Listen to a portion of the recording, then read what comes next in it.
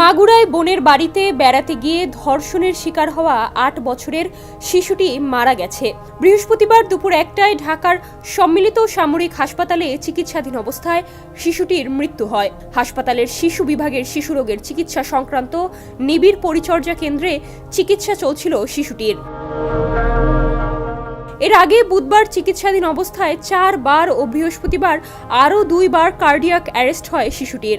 বৃহস্পতিবার বাংলাদেশ সেনাবাহিনী একটি সংবাদ বিজ্ঞপ্তিতে জানায়, মাগুরায় নির্যাতিত শিশুটি 13 মার্চ 2025 তারিখে দুপুর 1টায় সম্মিলিত সামরিক হাসপাতাল ঢাকায় শেষ নিঃশ্বাস ত্যাগ করে।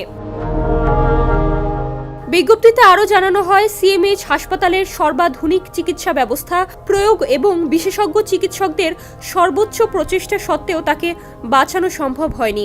শিশুটির বৃহস্পতিবার সকালে 3 বার কার্ডিয়াক অ্যারেস্ট হয়, 2 বার স্থিতিশীল করা গেলেও তৃতীয়বার আর হৃদস্পন্দন ফিরে আসেনি। গত 8 মার্চ শিশুটিকে সংকটাপন্ন অবস্থায় ঢাকা সিএমএইচে ভর্তি করা হয়।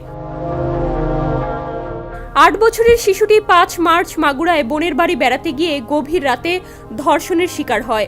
শিশুটিকে প্রথমে মাগুরা সদর হাসপাতালে ভর্তি করা হয়। অবস্থার অবনতি হলে সেখান থেকে স্থানান্তর করা হয় ফরিদপুর মেডিকেল কলেজ হাসপাতালে। সেখানেও তার অবস্থার কোনো উন্নতি না হওয়ার পরে বৃহস্পতিবার রাতে অচেতন অবস্থায় শিশুটিকে ঢাকা মেডিকেল কলেজ হাসপাতালে ভর্তি করা হয়। অবস্থার আরও অবনতি হলে শুক্রবার রাতে শিশুটিকে লাইফ সাপোর্ট দেওয়া হয়। অবস্থার আরও অবনতি হলে শনিবার বিকেলে শিশুটিকে সম্মিলিত সামরিক হাসপাতালে স্থানান্তর করা হয়। সেখানেই তার চিকিৎসা চলছিল।